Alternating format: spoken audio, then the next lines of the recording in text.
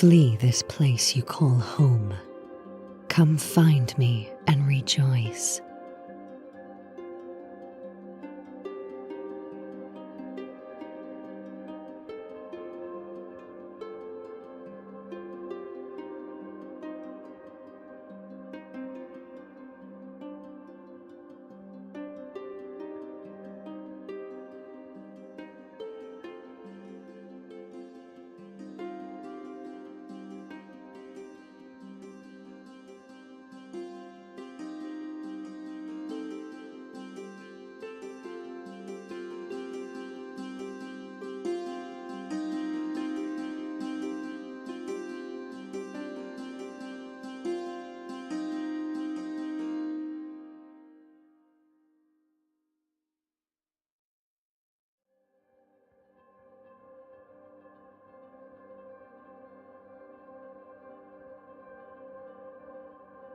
I can see you here.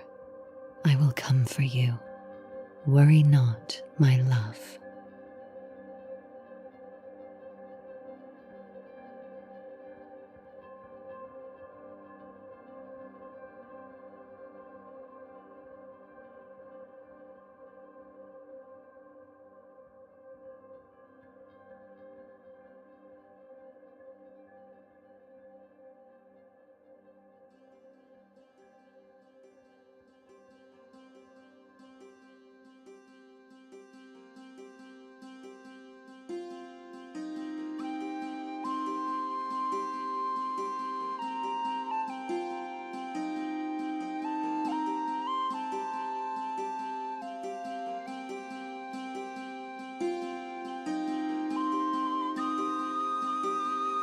I am like gravity, my love. I am an unseen force attracting all lesser minds towards me. My mind and my will shall always attract yours.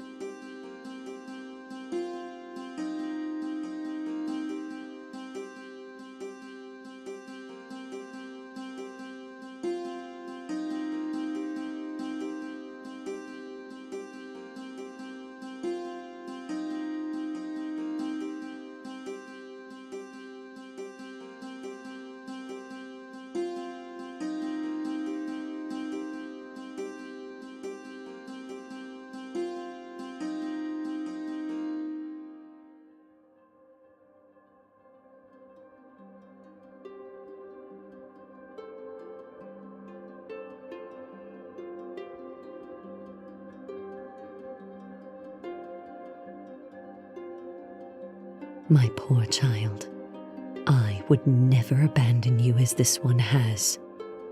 You know this to be true, and in time, so shall he, along with all the others afraid to accept my gift. Do not despair. Rejoice that you are nearly home.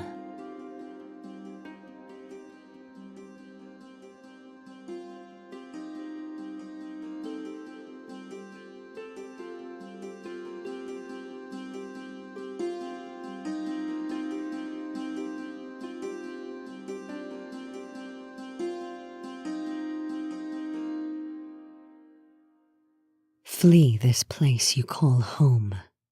Come find me and rejoice.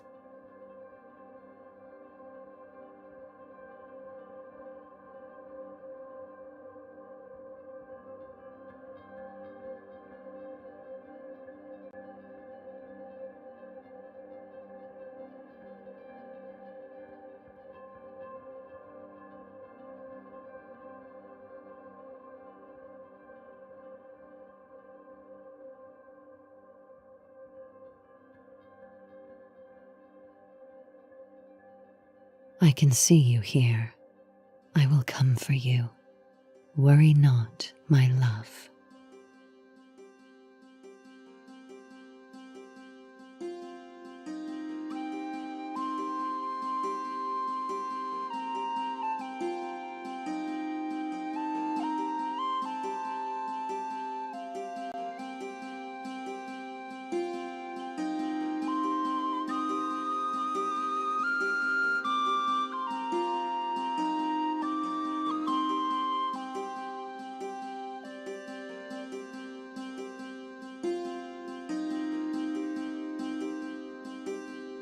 I am like gravity, my love. I am an unseen force attracting all lesser minds towards me. My mind and my will shall always attract yours.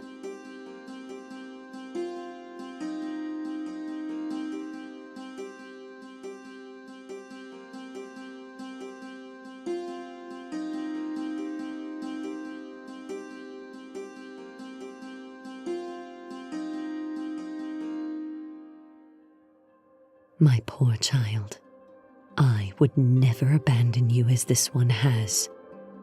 You know this to be true, and in time, so shall he, along with all the others afraid to accept my gift. Do not despair.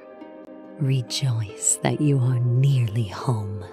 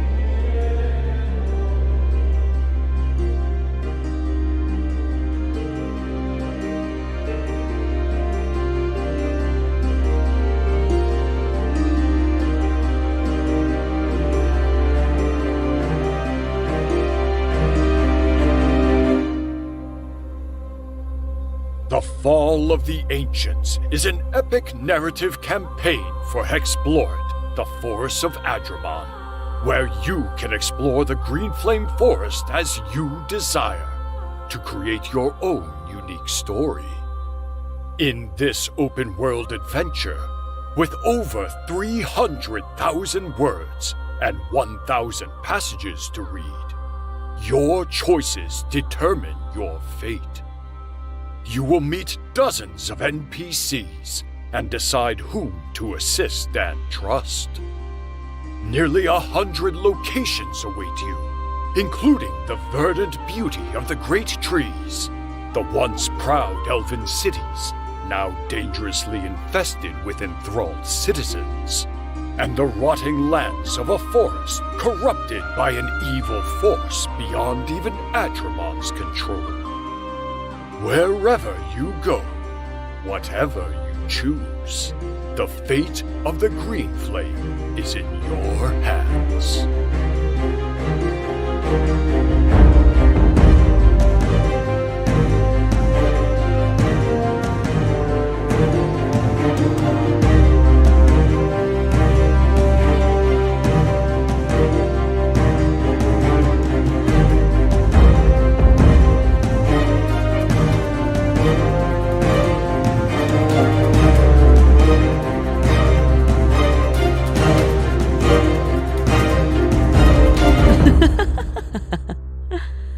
Do not believe these lies, my child.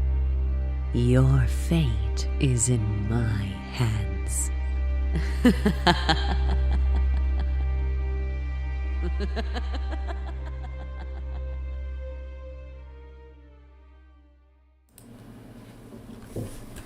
Greetings, explorers, travelers, adventurers.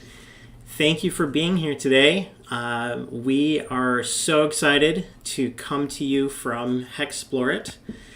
Hopefully everybody can hear us, so we'll take a few moments just to make sure that that's the case. We don't have any issues going on with our audio here. A momentous day. And just in case, yeah. Can everybody hear us okay? So, Jonathan, it looks like it froze at the end. I'm not sure if we're being recorded right now, but it looks like it froze at the end. Sound is good, though. Yeah, looks like we're That's still just me. online. There we go. So Yeah. we should be okay. All right. Excellent. Okay. So I am Jonathan Mariucci. I'm the lead designer for Explore It, and the lead writer for our Fall of the Ancients book. Together here today we have James Spade and Frank Cogno.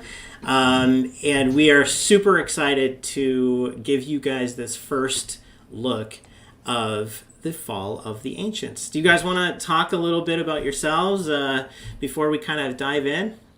Just to say hello to everybody? Oh, gosh. Sure. I'm James, and I actually was a big fan of Explore It back in 2019. And through a great series of circumstances, was able to write for you and assist with the campaign mode for Click's Madness, which was small and ended up becoming matter as we went on and more ideas and suggestions went through. And now we find ourselves here with Fall of the Ancients, and I'm so excited to be able to show it. Yes, absolutely. Yeah, and hi everyone, I'm Frank Calcagno, and similar to James, I was a great fan of Explore It, and I've been designing games for over 30 years, way back in the Avalon Hill Games days, and I'm very excited to be working on Explore It with the team here. It's a great team, full of passion, and we hope that you guys enjoy what we're producing. Yes, absolutely. Thank you guys for all tuning in today too. It's an exciting day for us. I wanted to put up this introduction screen to show kind of the team and who all goes into building something like this. And we have a couple of new people who have joined the team. We have Janos Brumar and Renee Lecomte, who has also joined in on this adventure that we all love. So we're super excited to have new artists come in. As you know, a big part of Explore It has been the art management and getting all of the art done for these glorious, awesome projects. And that's been a fun thing for me. I've been enjoyed that. So thank you for being here. Welcome. If you guys have any questions or want to talk about anything in the text, go ahead. We're also going to be kind of looking at the Game Found campaign, so if people have questions there, we'll try and we'll try and get those answered as well. We only have an hour, so I want to show you guys as much as we can surrounding the front matter for our great adventure. Okay, so let's dive in. We're going to go into the first screen here. And, every now and again, I feel like I'm going to... Fate's arrow has both Adromon. a beginning and an end. She's just going to interrupt us a couple of times during this campaign, isn't she, you guys? Probably nothing. Yeah, I don't know. Did you hear anything? I didn't hear anything. So what is Fall of the Ancients? Fall of the Ancients is a narrative adventure campaign book that expands your Forest of Adromon core box, which is our second volume in the Explore It line. This is a ambitious journey that you guys are going to be able to take your heroes on.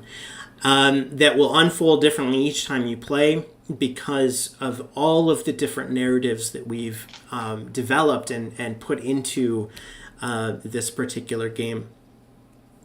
It does require the use of that core box.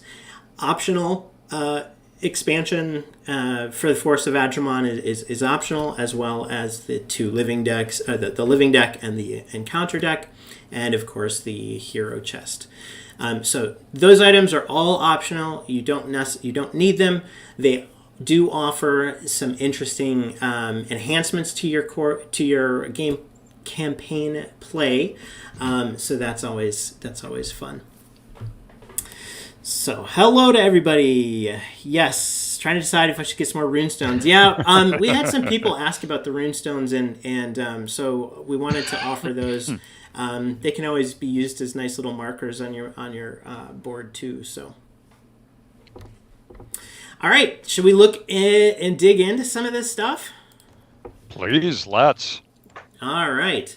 So, using the campaign book, this basically is going to just show you a little bit about our front matter, and these are the pages that kind of go into the rules behind the game. I'm not going to dwell too much on all the rulesy stuff. This is more for you to get a look and feeling for what you can experience. That being said, we are going to talk a little bit about what's changed, because Clix Madness has set a precedent for our campaign product, and we do have several things that have changed this product and have, I think, made it better, even still, than the amazing product that is Clix. Okay, so let's go ahead and just talk a little bit about the book layout. So we have written two different pieces that go along with this campaign, and that is the prequel and then the main adventure. Now, this is an open world game campaign. So this basically means that we're not confining you to different chapters. You're not going to start and stop a chapter. And you're just going to begin the campaign and then play through it. Now, we do offer milestones, which are a way to pause your campaign. We'll talk about that in a minute. And that way you can, pause where you're at and take a look to see, what the future will bring when you pick it back up again. So the prequel and the main adventure are the two big pieces to this product. Then if we go into this page, will show us the legend and all of how the book is kind of organized. We did something really fun with statuses in this one. James, do you want to talk a little bit about the statuses? Yeah, sure. My pleasure. So our statuses that we're using in this particular campaign, we've split up into pretty much three different ways. We have your generic status, which kind of acts like a flag. It's your if-then statement. Did you do this? Did you meet this person? Did you run away from this fight? But did the group do these things or experience these things?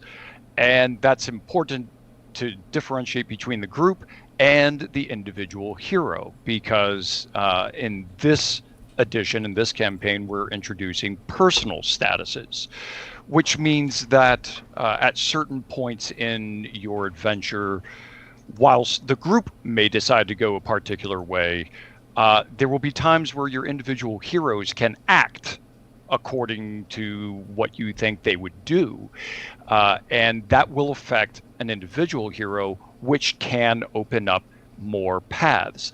Sometimes this might be related to how often your hero is paying attention to adromon, or it could be any number of things, but there will be statuses unique to an individual hero. And then there are our ranked statuses. These are kind of important in the way that they show the progression of a particular quest, usually, or some sort of grouping of statuses that work well together, and it's clear progression from one to another. So we've put those into a ranked status that can also change and affect your story in numerous ways. Yeah, the ranked status is a fun one that we've developed because it allows us to do some fun things with the statuses. For instance, there are certain game locations that are numbered on the map, 1 through 4. For instance, we have your battle sites. So there are 4 battle sites on the map, and we might give you a rank that has a number behind it. So if you get a battle site rank 1, I'm just saying that's a terrible name for a status. We'll make better names, obviously. We have better names. I just don't have it in front of me. But let's say you have this rank 1. That means we know that you've been to Battle Site 1, and something might happen the next time you go there. Likewise, the rank status can help with the basically the falling wayposts, the wayposts that are falling to adromon. We might rank them using a number so that when you come back, if you have this status, rank 5, well, that equals the 5th waypost, and that allows us to do really fun things narratively in the story that you would not have seen otherwise. Although now they know that somewhere in the story, wayposts will need to be saved. Well, yeah, that's a very good point. I should be very careful about, any spoilers. We don't want to spoil any specifics of the story That's a today. generic one. Obviously. So we will kind of talk in these overarching kind of thoughts. But I think I speak for both of all three of us here that we're so excited about the content. Oh, yeah. So, okay, let's move on. Items are in blue, and they come in, 4 different types. You have purchasable items that are available in shops. You have gear upgrades that you can outfit your heroes and give them bonuses to their stats.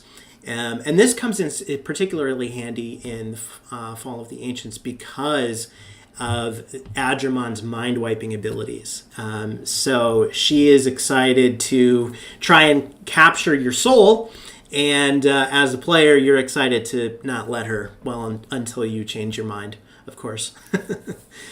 And then we have campaign items and dark relics as our 3rd and 4th types of items. So you're going to see a whole bunch of different things regarding the items that you can purchase in this game. And actually, we should talk a little bit about the shops. In the Forest of, in Fall of the Ancients, we currently have, I believe it's 7 different shops that the players can go to purchase different types of items. Which is a larger quantity than what we had seen in Clix Madness. So through the course of the story, you can go through and unlock different new locations that might end up selling you some fun stuff. All right. So then we have opponents in red in the story. And they come in a couple flavors. We have encounters and bosses, which is common to the Hexplorer line.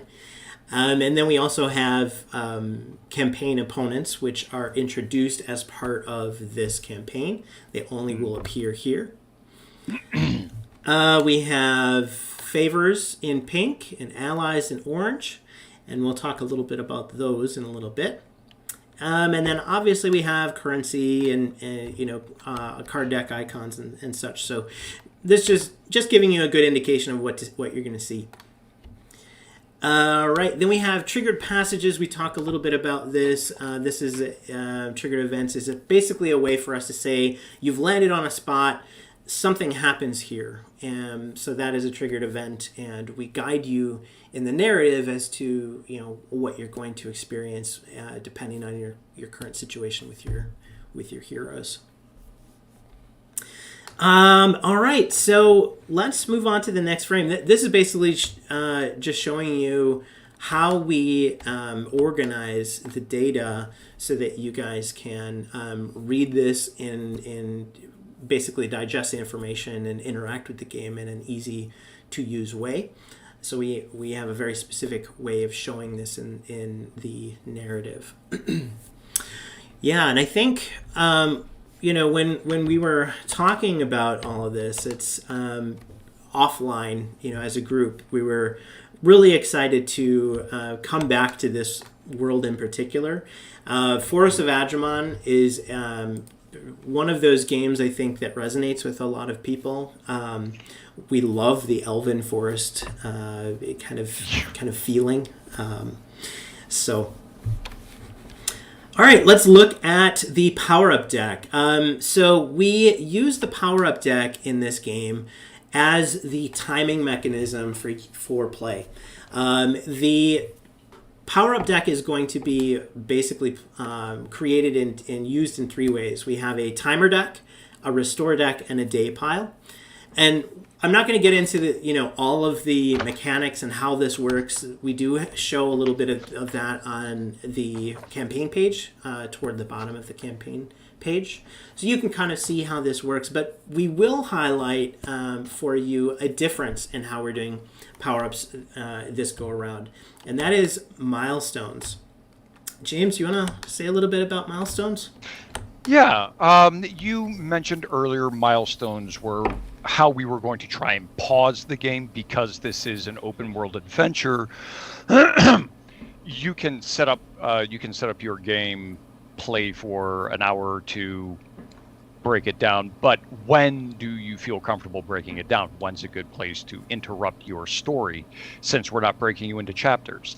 The milestones are where that happens, and not only are they suggestions of this might be a good place to pause, check your time, but this is also where you regain many cards into your timer deck. So the next time you play, or if you continue playing, your adventure has the capacity to continue on. This is usually after an important event has happened. You've defeated a boss, you have completed a side quest, you've reached an important part of the main quest, things like that. So it's a way to both reward the player with time, which when you reach the bottom of the timer deck, which it will happen, Adromon likes to play with you when that happens, but this will keep you safe and comfortable to progress through the game. Yeah, speaking of, I just heard, I think she's going to say something here. I don't know. My work is destined and of great importance. It is the will of fate, you see. Yes, so sorry about that. She will interrupt at different points here. The idea with milestones, too, is that your players will gain access to the power-up deck. Whenever there's a milestone that occurs in the story, you will gain the ability to take power-ups and apply them to your hero. So it's kind of like a little level-up episode whenever that happens in the story. And like James alluded to, the timer deck is used as that timing mechanism. And if you run out of cards in the timer deck, we are also changing this game a little bit from Clix Madness. In Clix Madness, if you were to run out of cards in your timer deck, the game would be over. You will have been unsuccessful. In this game, we are not actually giving you that loss condition if you run out of time. If you run out of time in the Fall of the Ancients, Adromon catches up with you. And every time you must advance cards from the restore deck or from the timer deck, then what will happen is she will be gaining more power over you via the fate cycle. And that's a timer mechanism that actually exists in the Force of Adromon that is also in use in the campaign. All right, let's take a look at the power-up rewards, because we're doing a little bit different, something different with the fragments in this game. In the core game, when the players would gain a fragment, generally you have access to 3 different rewards. This is a power-up reward and then a couple of other options. In this campaign, we're actually doing something a little different, and that is, at the beginning of the game, you can only select the 2 options that do not have the power-up symbol. And this is more of a balancing decision that we made, because with how many fragments that you can gather, we didn't want your heroes to becoming too powerful too quickly. And so this will help with that, and it allows the players to gain that power-up reward only after a certain trigger has happened in the game. And so we've talked about that right here in this particular spot. You can pause the video and read up on how that works. All right, let's go on to the next thing. Let's talk about the circumstance deck. So we currently have, I just moved the camera a little bit. There we go. Okay, so we have several circumstances that you're going to be interacting with in the game. And we have built in so many things narratively in the game that we've actually pulled some of those circumstance cards out. So you're not actually playing with the circumstance, let's say, buying time, which is listed there in that table. But we've written different narrative events that correspond with some of these cards. So just because we're not using a particular card doesn't mean it doesn't appear in the story. On the left side, we do kind of show you the cards that are used, and several come from the core box expansion and the living deck. But it's important to note that we won't be using all of the circumstances because some of them are hidden in the narrative. And I do have to say, as a nerd who enjoys stuff like this and enjoys finding hidden Easter eggs and what did you use, we've used a lot of the cards, we've used a lot of the circumstances, we've used a lot of the story mode. If you've read the story mode book, we've pulled some information from there. One of my favorite things is to, hunt down those Easter eggs, and we hope that while you're playing this game, you'll be able to identify, oh, it's that card, or that's got to be that boss, or something like that. Yeah, and a fun thing too is that there's so much that we've done aside from the cards. It will be a completely different experience because, for instance, we've given so much character to the enthralled cities, to the wayposts. Yeah. We spent a good deal of time planning out what will happen to your heroes when you go to these different locations. And because there's so many locations in the game, you're never going to experience, the same thing, twice. No. Okay, so one other quick mention is that you're probably going to see a bunch of XYZs, in this particular look at preview, and that is only because these are not finalized. We are still kind of working through this. Part of our process after everything is written is I go through and I randomize all of the chapter passages so that they're not in a chronologic order. And that they are presented in a completely random environment. And so I can't actually finish all of my references until we get everything built. So anyway, that's why you'll see some of that. I'm just glad I only have to write. That's all. I don't want to do that. Yeah, it'd be an interesting video to show how it all gets put together. I was kind of thinking that might be a fun video to show as well. Yeah, it's intense. How are questions go? Are there any questions showing up anywhere? So far, I think we're handling most of them. I'm trying to juggle comments here and back at the Game Found as well, but awesome. Thank you. Yeah, let Frank, me know if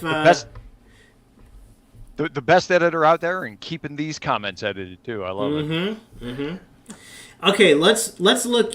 Go ahead. One question was, can you just pledge $10 now and gain access? Yeah, I believe that people can definitely do that. However many, much you'd like, you can pledge and just follow the campaign at that point. So, yep.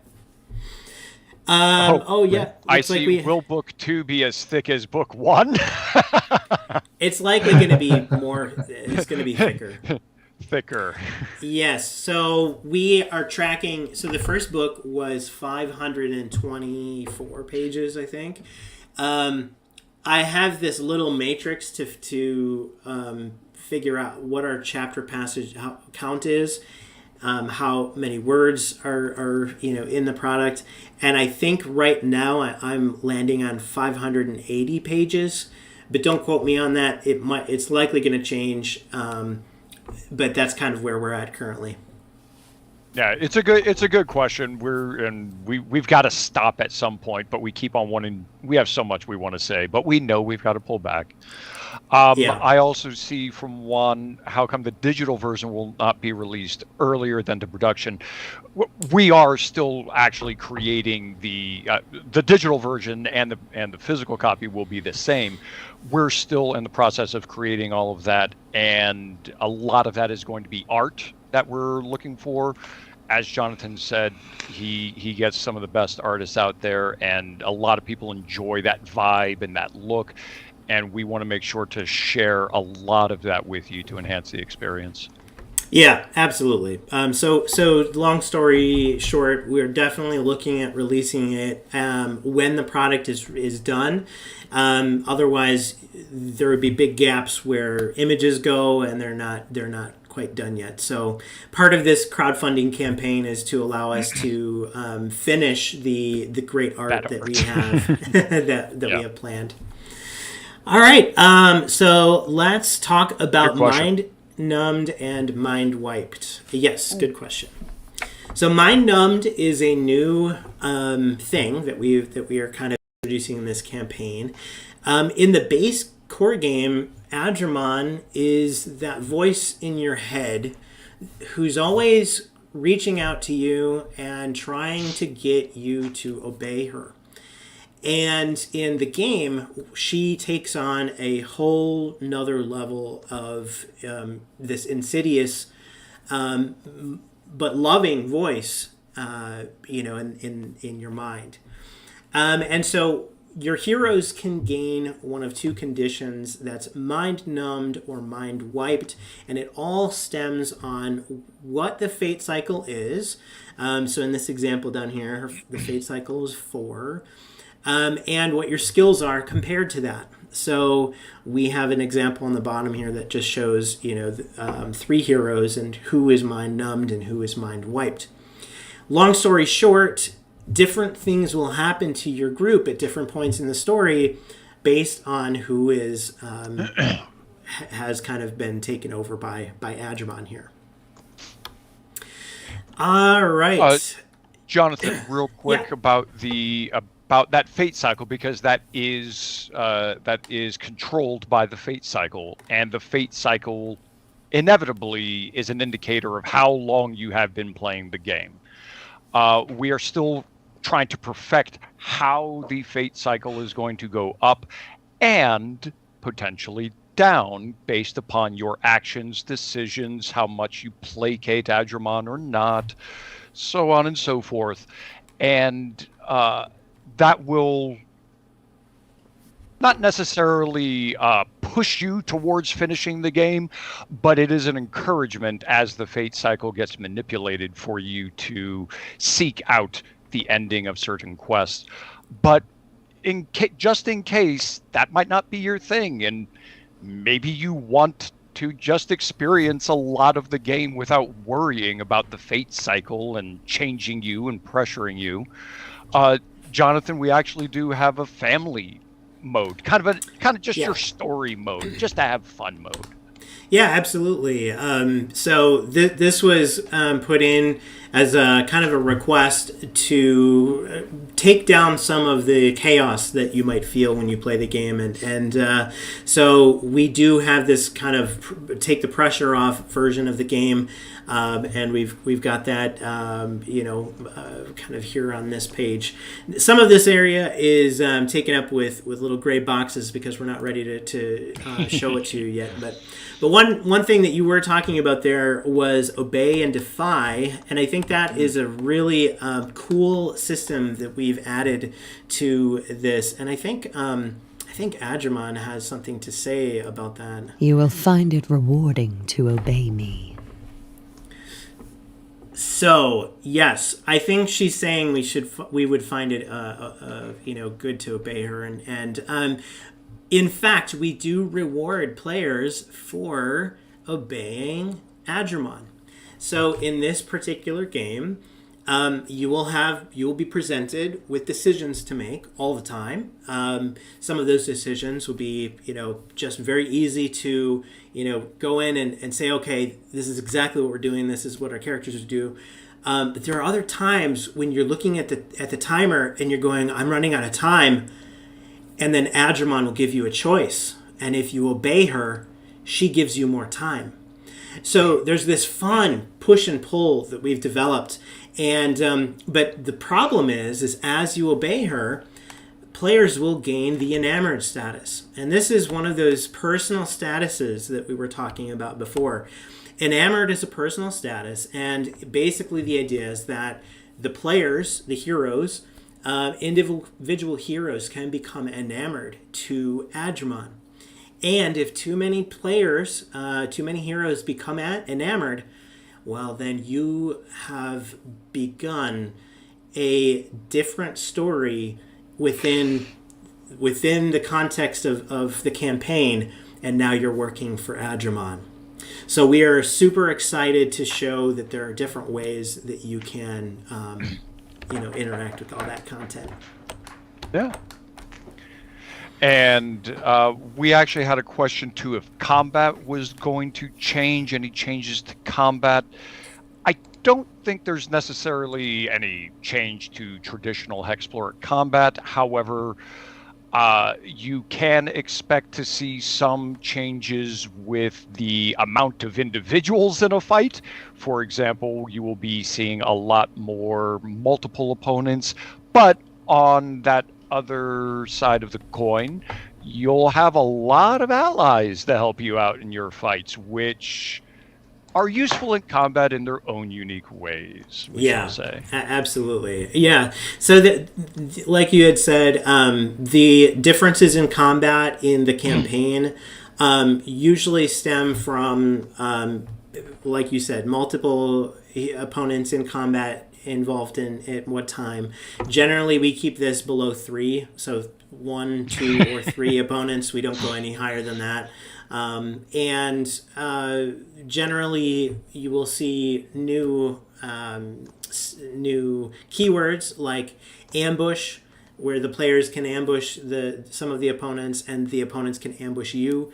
Evasion was introduced in Domain, and so we make use of evasion in this game. And then I think beyond that, it's just the rules for hordes and swarms, which were introduced in the Sands of Shirax, and we bring them into this game as well. And the corrosive damage from Sands of Shirax we use as well. Correct. Yep. All right, let's look at some of the various locations that you're going to be able to basically uncover and explore. So in the Fall of the Ancients, we have a static map that does not change. You will set it up exactly the same way when you play the game. And we did this so that we could control certain events, and we could balance basically certain events based on distance and different things. So just like in Clix Madness, the map will be not changing. We have several different types of tokens and different locations you're going to go to and explore. And those are all based on the core game. So we have destination tokens and enthralled cities. We have wayposts. And all of these locations are going to give you different narrative events based on, what's happening with your party and what kind of statuses that you may have already received. Mm-hmm. All right, the Fey Realm. So one other big change in the campaign is that the players, your heroes, will be able to cross over from the physical realm into the Fey Realm. And this is the realm that is comprised of Elowin's Grove, which is a major ally in your game. And these portals will not always be open. So when you come to a portal, if the grove tiles are closed, if the portals are closed, you may not be able to go into Elwyn's Grove. You might still be able to get into the Fey realm, just not into her grove itself, because she's closed the borders. So just like all the other locations on the map, the Fey portals are outlined in a color, and they are the green locations. So there are 6 Fey portals on the board that you'll be able to cross over and go into this other dimension. Do you want to talk a little bit about Wild Essence, James? Ooh, yeah. So Wild Essence, it's a brand new kind of nature's essence that we're implementing. If you've played Forest of Adromon, you'll know that there are 3 varying types of magical essences, flora from the Fey realm, from the wildlands, that can grow in the normal world through kind of little pockets and little breaks going on between the realms. A brand new element that I suppose we're adding is our Wild Essence, and this is going to be your most rare and powerful type. It is something that you will need to solve the problem of the titular fall of the ancients. But as it is so powerful, it is also something that Adromon will want, other characters might want, and as before with our risk-reward... it's almost as if I know how to speak.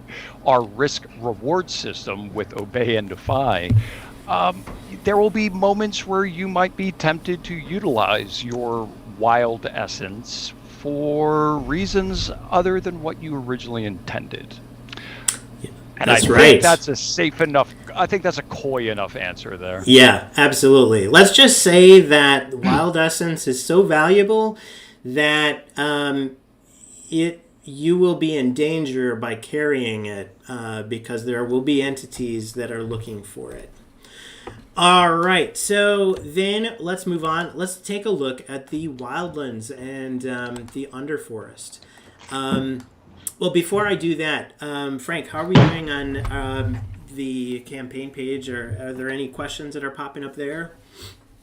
Yeah, quite a few, and I'm putting out fires as I can. Oh, okay. Okay. He's sweating over there. All right, we got this. Keyboard warrior. Man, there's 6 balls in the air at once. Yeah. Well, thank you for answering the comments on the page. Yeah, if there's anything, I'll let you know. Okay. All right, so entering the Wildlands. So like I had alluded to before, we have a new realm that your heroes can go into, and that is the Wildlands. These are the Feywilds, if you will, of the different mirror dimension that the Fey kind live in. And you will be able to do different things in this realm, but you also will be suffering from Fey sickness the longer you stay in this realm. And one thing to note is that we've built both the Wildlands and the underground area as a refuge that you can use as a tool against Adromon. Adromon's power over you in these realms does not necessarily take root.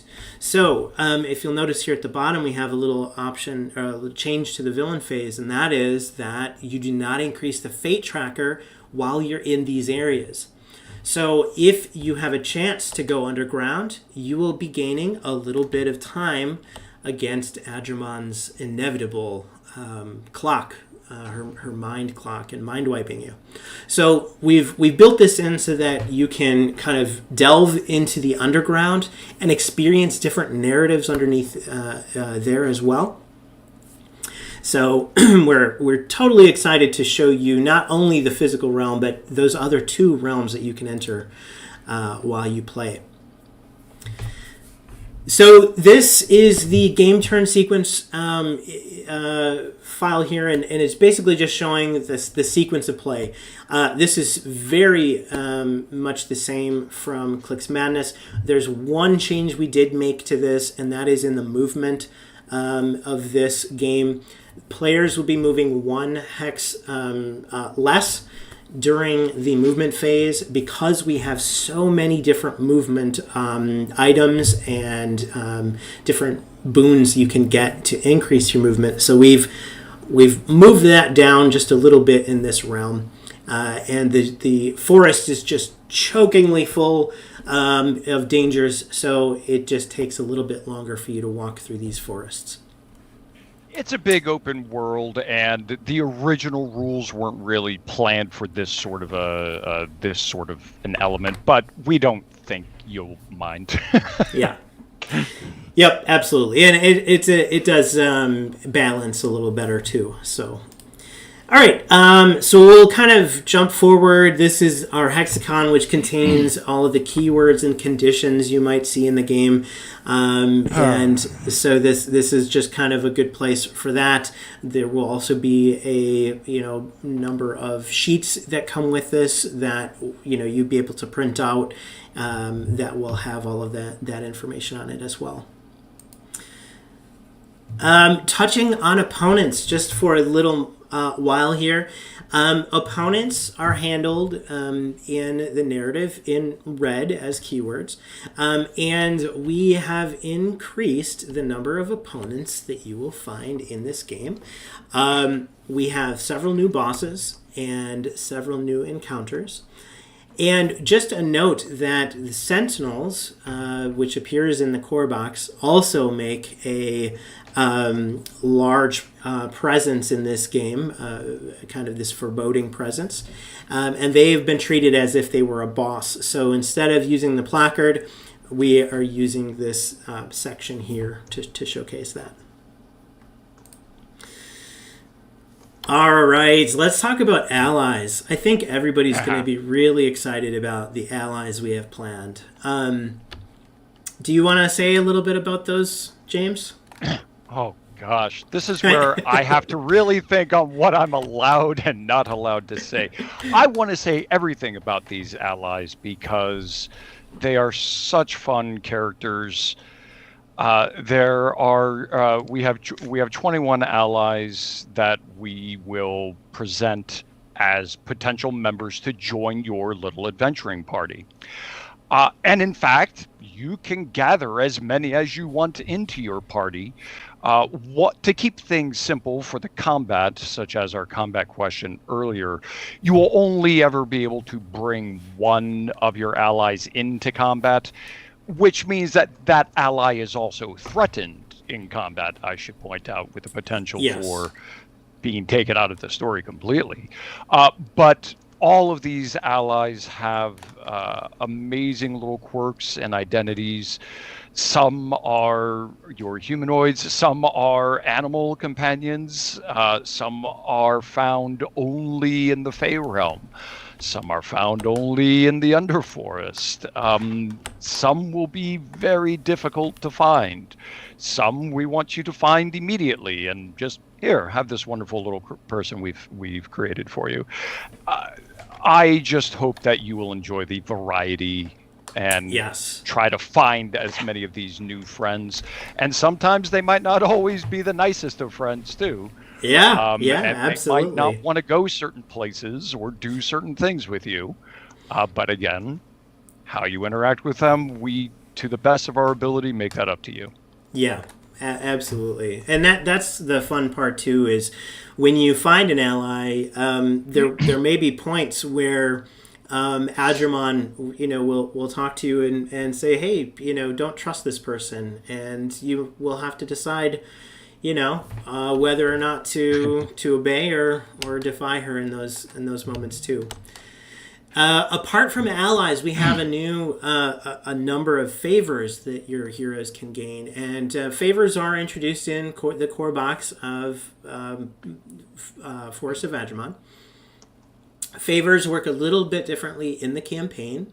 There are many more for you to find and uncover, and just like the allies, you're not going to be gaining all of these in one game. You're going to probably find a couple of them which allows for replayability and the ability for you to be like, oh, I really want to get this favor, but I don't know where it is. Yeah, so you'll have to do some adventuring to uncover it in the narrative. They come in 3 different flavors. We have offensive, defensive, and utility favors. And basically these are going to give you a quick representation of what this particular thing does. Because you can only gain the benefits from one favor at a time, it'll be important for you to decide, which one you want, and so we wanted to give you a grouping so that it's easy for you to decide on that. And then, of course, we've got our nice death moth image here from Krasin. So, all right, let's continue on. So we talked a little bit about purchasable items. So purchasable items are found in this little section in the front matter. So whenever you're in a waypost, the text will say, you may purchase items available in the waypost. And then it gives you the page number, and you can just jump right to that location. And we have, I'm just showing off the waypost and the Eloan's Grove on these pages. And I covered them with images because, I don't want you to see all of the stuff. But one thing to note is how we're doing campaign items available for purchase in locations. So as you can see, we have our waypost here, and then all this gray area is going to be all of the items you can purchase there. But then at the bottom, we also have campaign items that you can purchase. And campaign items, unlike purchasable items, they are in a different location of the book, and that is because they're categorized in a slightly different way. So, for instance, while you're in a waypost, you can purchase the Dragonfly Glider, or harvesting equipment, or stealth boots, Wayfarer's Cloak, so on and so forth. Just like the normal game, we've just pulled them out of the normal purchasable items, and they have become campaign items.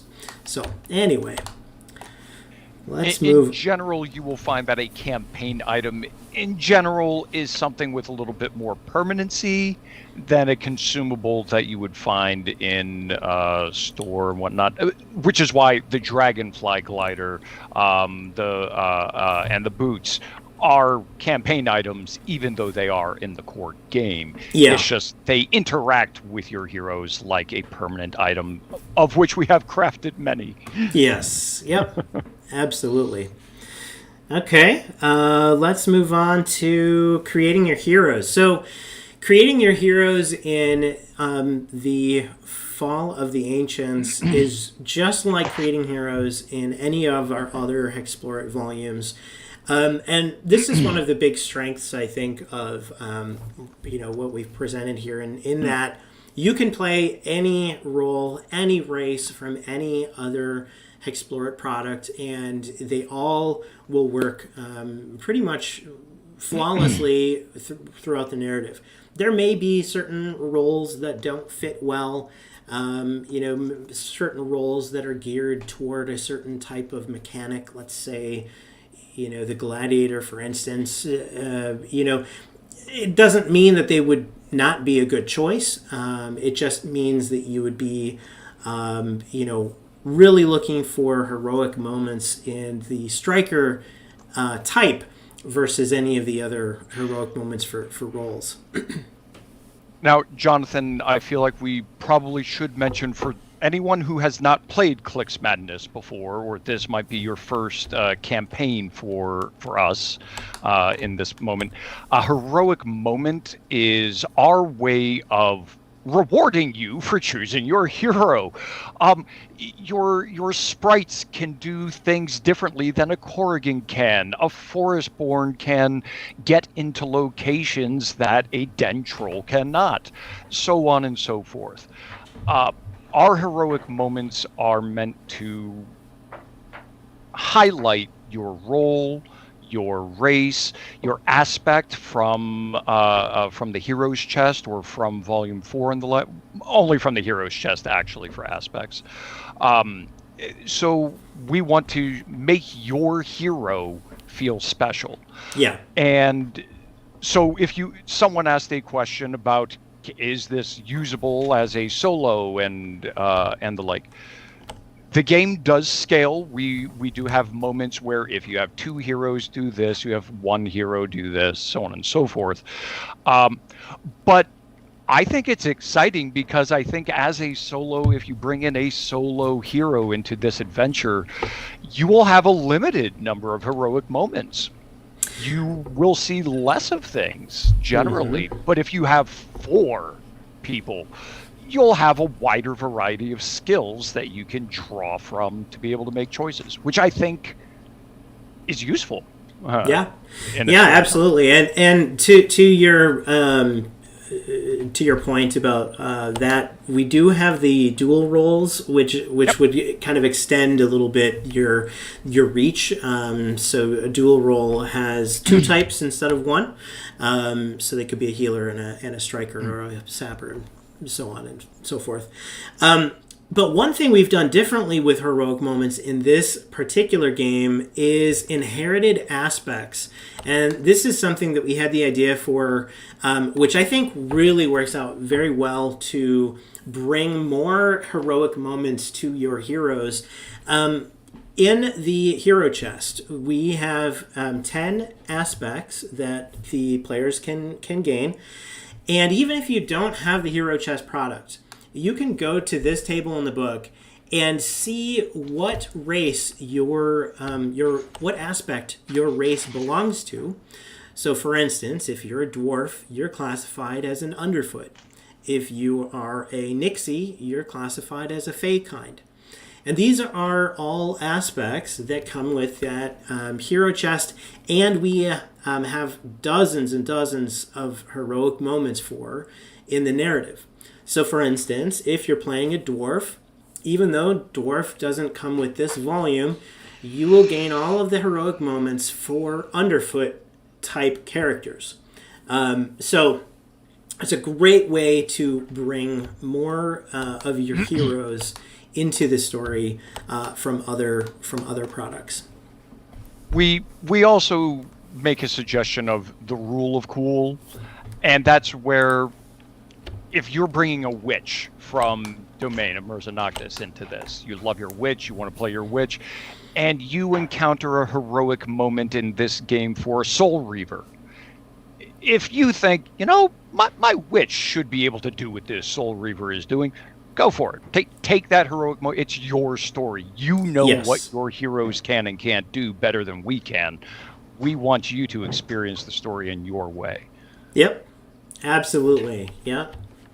Yeah, and Jonathan, I was answering questions while you were talking about true soloing, but pardon me if you already discussed this, but the way we crafted allies also provides a great way to increase the ability of a solo gamer to do some combos in combat, because you can recruit people in game. Yes, absolutely. That brings up a great point, and we didn't really touch on it to that degree, so I'm glad you mentioned that. The allies that you bring into your group, several of them may have favorite opponents of their own. So the nice thing about allies and bringing them into your combat scenarios is before a combat begins, you may have the choice, most times in a combat, you will have the choice to bring in a specific ally that you'd like to choose. Sometimes we choose for you in the story, and we say if so-and-so is in your group, well, then they are interacting in this combat. But that doesn't happen very often. Generally, it's open where you get to choose which ally is going to support you, and that will help you choose, what abilities, you'll have access to, and any favorite opponents they might have as well. Cool. All right. So this is, we're almost done here. So I think we're going to wrap it up in another 5 or so minutes. But basically what I want to do is show you guys the prequel that we have. You can see it on the screen here. We have our cover on the left side, and we have all of our pages shown on the right. And just look at how many images we have planned for the prequel. Of 30 pages, I think we put in something like 15 images. So the amount of imagery we're putting into this book is monumental. And so you're going to really, truly have a wonderful illustrated journey to take.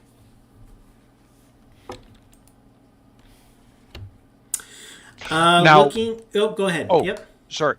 In regards to the prequel itself, you can actually see the map, and I fear like I may have actually just jumped on Jonathan, who is going to say this, but that is a smaller section of the map, still designed in the same way it is in our big campaign. We just take away a small part of it, just play here for an hour or two.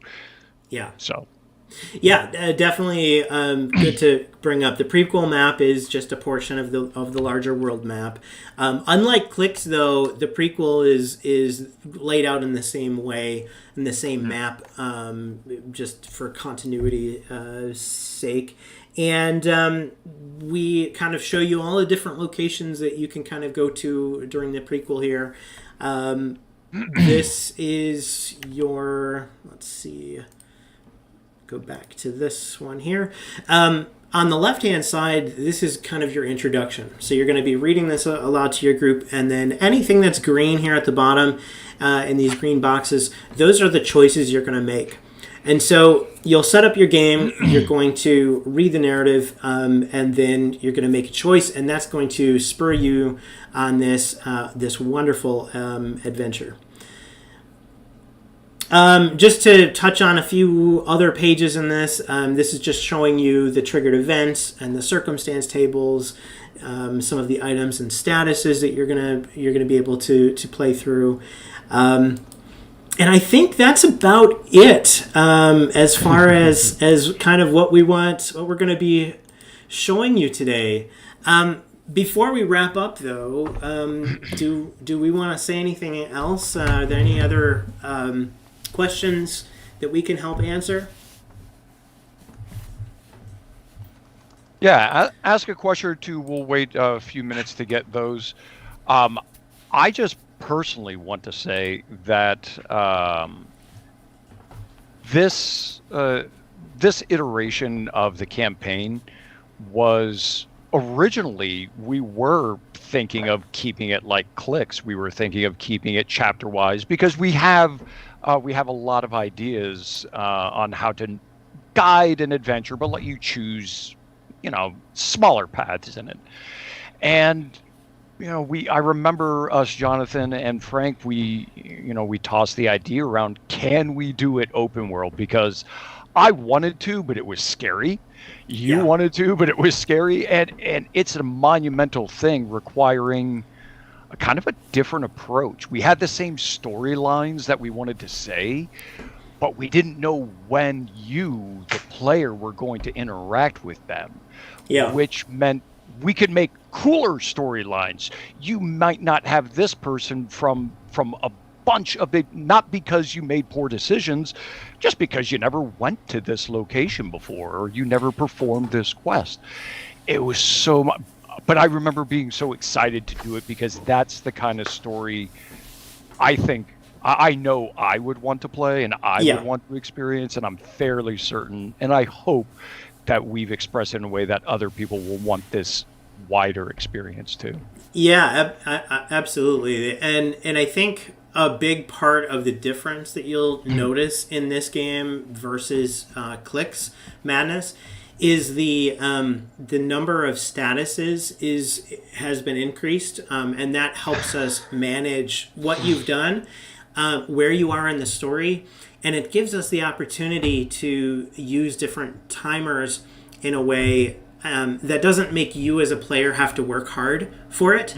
Everything is in the narrative for you, and you will be guided through all of the decisions that you need to make. And in Clicks, it was a little different because there were a lot of other little things you had to memorize, or not memorize, but you had to be mindful of. Different triggers that might happen in a certain time frame. This is completely built in a way that is much easier for you to manage, because the triggered events that happen on the board will be contained by a token that's on the board, or by a game location that's actually illustrated on the board, like a boss lair or a battle site or a Fey portal. And I dare say the fate cycle, just the very nature of the mechanic that was in the core game, with how Force of Adromon encouraged your end game, there wasn't anything like that. There was a physical component to force you to the end game in Valley of the Dead King that we didn't use in Clix Madness. We couldn't. We didn't want to move the Dead King around. Yeah. But the fate cycle is a perfect timing system for a lot of these events, and I would dare say, and Kanjay, yeah, that's one of the complications for that would be how far do we go? How many options can we give reasonably and pull it back? But you'll also see we'll use a different system when we get to Volume 3 in our Sansa Shirax camp. We don't have a fate timer there, so we'll have new ways to control that particular game too.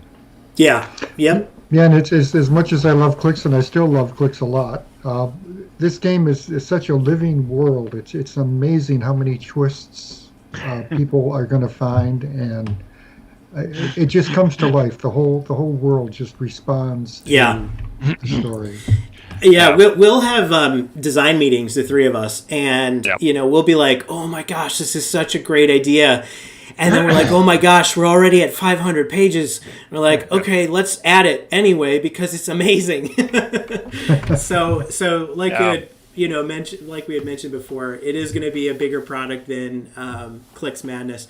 And to piggyback on what you were saying about the Fate cycle, we have also Fallen Ancient statuses that occur during the game. This is Fall of the Ancients. It is based on the changing of seasons in the Forest of Adromon. We're in summer, and we're transitioning into fall.